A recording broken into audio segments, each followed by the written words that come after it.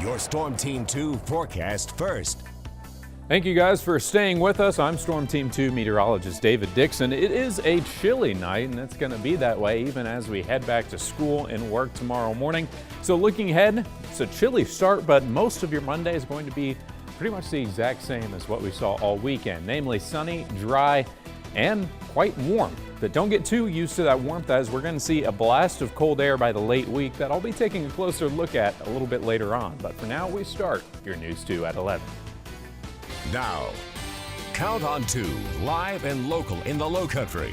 This is News 2. Tonight, a family argument turns deadly, and now police have a suspect in custody. And the partial government shutdown now in its third week, the latest concessions to hit the negotiating table. Good Sunday evening. Thank you so much for joining us. I'm Temple Ricky. Charleston police have a suspect in custody after last night's fatal shooting in West Ashley. Officers responded to the 1400 block of Riverfront Drive just before 6:30. This after a report of an assault and possible shooting. Police arrived and found a man suffering from a gunshot wound, and he died at the scene. 72-year-old Paul Capps was arrested at the scene, and investigators say Capps was arguing with a family member when the shooting occurred. Capps has been charged with murder and possession of a firearm during the commission of a violent crime. He appeared in bond court this morning and remains at the Alcana Detention Center. The victim has been identified as 51-year-old Jerry Hancock, also of Charleston. The incident is still under investigation. And one person was killed after a two-car collision this afternoon. Moncks Corner police arrived on scene of the intersection at Cypress Gardens Road and New Highway 52 just after 3 p.m. According to Berkeley County Coroner, a passenger of one of the vehicles was pronounced dead at the scene. That victim was wearing a seatbelt. The drivers of both cars were transported to the hospital as a result of the crash. The name of the victim has not yet been released. And President Trump at Camp David today for a senior staff meeting as the White House team meets yet again. Now, this is with congressional staffers to try and end the partial government shutdown, now in day 16. The president is now proposing to build a steel fence along the U.S.-Mexico border. This is his latest offer to Senate Democrats who refuse to fund the wall. NBC's Jennifer Johnson reports from Washington. President Trump now trying a new negotiation tactic to get his border wall built. A steel fence, not a concrete wall, built by American workers. More pressure on Democrats. It'll be less obtrusive, stronger, and we're able to use our great companies to make it. Democrats say they'll take a look. It is an offer he made, and it'll be discussed. The president again promised he'll get his wall with or without Congress's approval. I may declare a national emergency dependent on what's going to happen over the next few days. Many doubt that will work. The president would be wide open to a court challenge saying, where's the emergency? You have to establish that in order to do this. But beyond that, this would be a terrible use of Department of Defense dollars. Again this weekend, a White House team led by Vice President Mike Pence met with senior congressional staffers to try and settle the partial government shutdown. Fingers still pointing. The first line that the chief negotiator said was, we're not here to agree to anything, which is a stunning way to start a negotiation. This is the first president in history who shut down his own government. Unfortunately, there are going to be people to suffer. Already suffering 800,000 federal workers. And now a new worry for Americans, whether their IRS tax refunds will be delayed. House Speaker Nancy Pelosi announced this week that lawmakers will start passing funding measures beginning with the IRS to try and keep those tax refunds on schedule. And a Tennessee pizza parlor is doing its part to help these federal workers affected by the partial government shutdown. Scratch Pizza in Johnson City says it will give a free pizza to any furloughed federal government employee. Since the announcement was made Friday, pizzeria owner Jamie Wheeler says her business has given away at least $150 worth of pizza.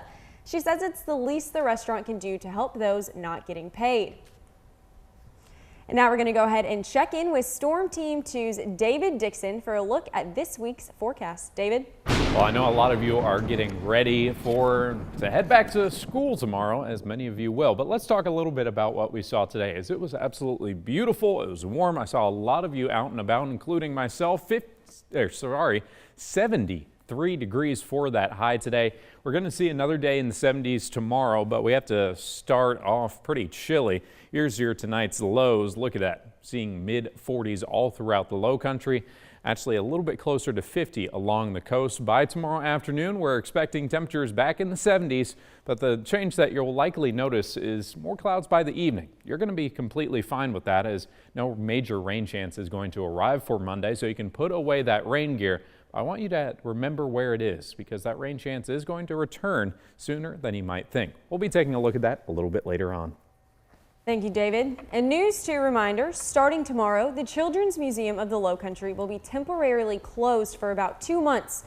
Now, this is all for renovations at the Ann Street location in downtown Charleston. We're told that crews will work on plumbing, electricity, and removing a shed that was built back in the 70s. The museum says visitors will be able to head to a temporary off-site location, but there's no word yet on where that will be. And Texas officials announcing an arrest in a shooting death of 7-year-old Jasmine Barnes. The Harris County Sheriff's Department has filed a capital murder charge against 20-year-old Eric Black Jr. Investigators say they received a tip about Black, which led to the arrest. Officials say the 20-year-old has admitted to taking part in the shooting.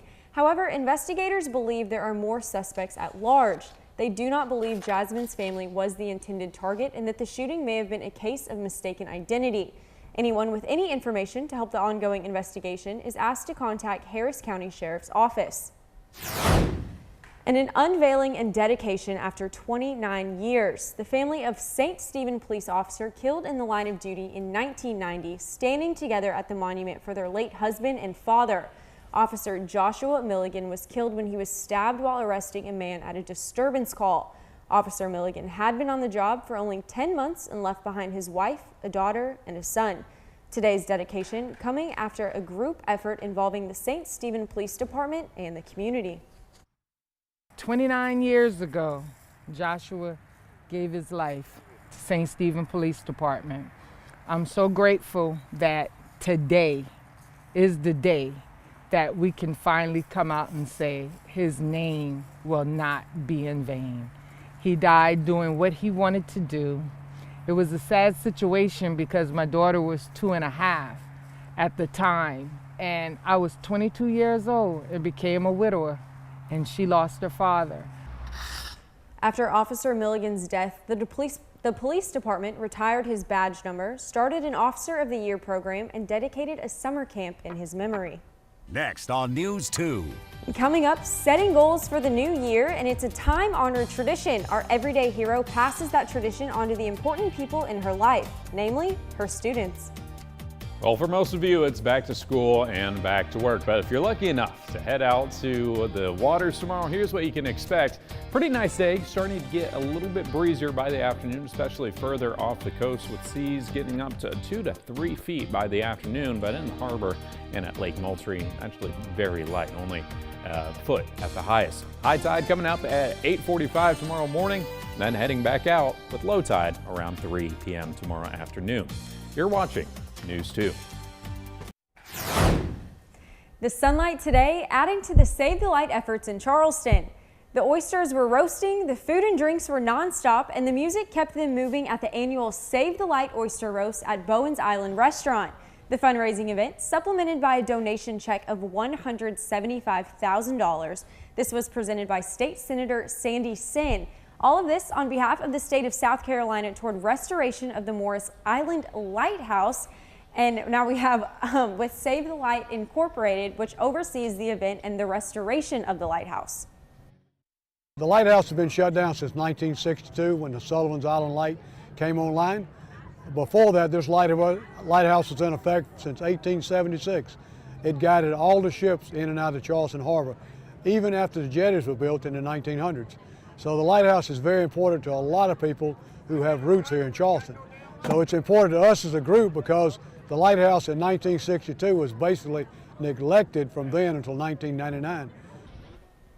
The lighthouse fell into disrepair until Save the Light Incorporated bought it from its previous owners in 1999. Ownership was then transferred to the state of South Carolina through a lease agreement. Everyday Heroes, brought to you by Hendrick Auto Group. She's young and she is determined to help Low Country children succeed in school. At 29 years old, Emily Reichbog is already beginning to be recognized. Berkeley County School District named her District Teacher of the Year in 2018. this and as she teaches her students the importance of goal setting in the new year. Now we also want to recognize her as News 2's everyday hero. Here's Laura Smith with more. Fourth graders at Devon Forest Elementary in Goose Creek are one step ahead. Before leaving for holiday break, New Year's resolutions were set.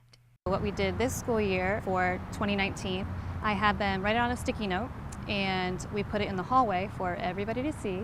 Now 4 days in the new year, come Monday, these students will be back in the classroom having a discussion about how they've taken steps to achieve their resolution. The goal of this assignment, just to really build community with the grade level and just as a school as a whole. Yes, ma'am. As Berkeley County School District Teacher of the Year, Emily Reichbach says she's constantly looking for ways to teach her students valuable life lessons. I told them, you know, they're up there. People are going to hold you accountable. You wrote it down. I can see it. Someone else can see it. You can see what your friends' goals are. Each resolution posted on the wall is different.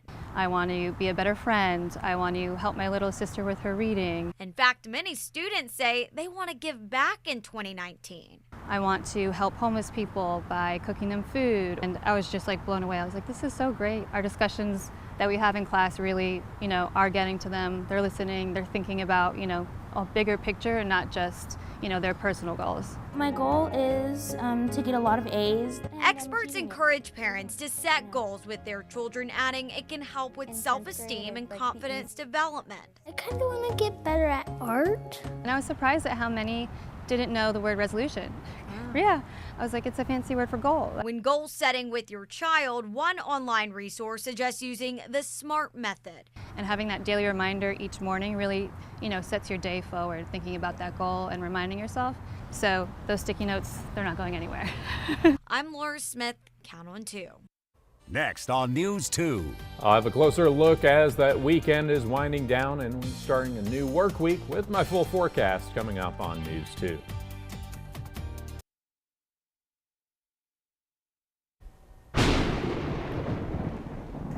Joined at the desk now with meteorologist David Dixon. And David, school's starting back tomorrow for these kiddos. So I'm sure parents are both sad but also very happy. I know the kids. Oh yeah, the kids are probably sad, but they're probably what can they expect at the bus stop? What's the weather? Well, gonna be it's like? going to be a little bit chilly to start off, much like we saw this morning, but it was Sunday, so a lot of you weren't out and about at 7 in the morning. But I can tell you it was chilly. We're going to see a chilly morning again, warming up much like we've seen over the past several days. In fact, over the past week, I wanted to take a look at our calendar.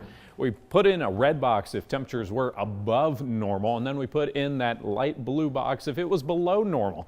And we are seeing a whole lot of red to kick off 2019. In fact, we'll add more red boxes with well above average temperatures both Monday, Tuesday, Wednesday, and then we see something completely different for the second half of our work week. And that's what I'll be talking a lot about a little bit later on. But let's get you into the bus stop. Let's head into school tomorrow. I'm excited. You can be as well. As temperatures are going to be a little bit chilly to kick off, but by the time you actually head home, same beautiful weather that we've been seeing all weekend. It's going to be waiting for you just as you head home. So make some outdoor plans once the school day is done, as you'll want to be outside as it's sunny, warm, and dry. Now, you will notice one thing change by the afternoon. That's a bit more high clouds. Now, these are just some clouds that are going to be rolling in as we got that east wind, and we'll say a little bit of a disturbance off the coast, maybe causing some sprinkles.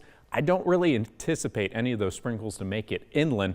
It's just going to be a little bit cloudy to end our day. Now let's head into Tuesday, where blink and you missed it. You saw a little bit of a line of clouds moving in. Well, those are clouds out ahead of a cold front. That cold front actually moving through by Tuesday evening. And normally with the cold front, we would see some rain, but that's not going to be the case. Since the air is so dry and since this cold front is very moisture lacking, there's going to be no rain with this change. It's not a big rainy transition. It's just a transition in temperature. So 70, 73 for Monday, Tuesday, dropping all the way down into the 50s by the end of the week. And that's below normal. And guess what? We're going to see cooler and back to near or below normal temperatures as we head into mid-January. So that calendar that I showed you to kick off the show, well, that's going to be changing as we head into the middle of the month, but not for the next couple days.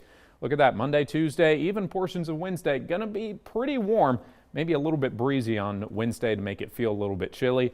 Our next shower chance, as I know many of you are asking about that, when are we finally going to be seeing that rain again? That's not going to be until next Saturday and Sunday, and even with then, that's just a chance. So for tomorrow, looking at temperatures right around 70 degrees, we're going to be hoping for that for your low country local first for that 3-degree guarantee. But something else to notice about, you may have heard this or at least seen it on social media. Coming up in 2 weeks, we got that super blood wolf moon. It is not just a bunch of phrases all thrown together there. Logan's looking at me like, David, you've gone crazy.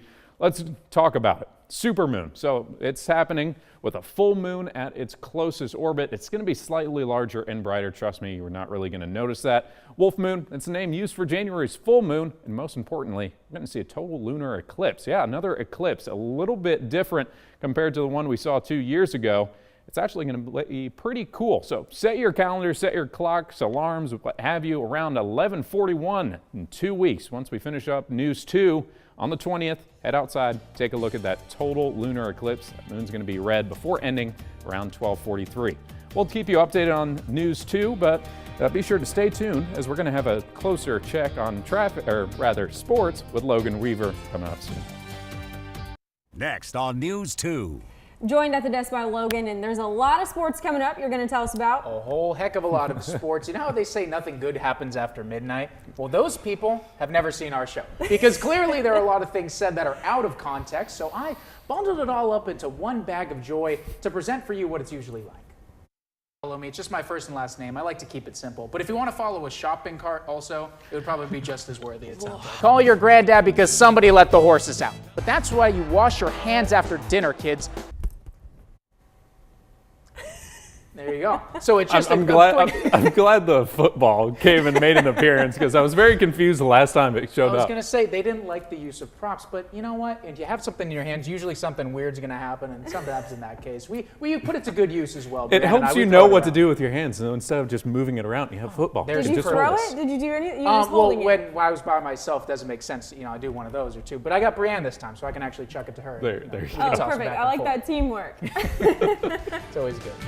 All right. Well, get ready for school. I hope all you kiddos are in bed right now, but we'll have more news for you coming up Monday morning. Thanks for tuning in.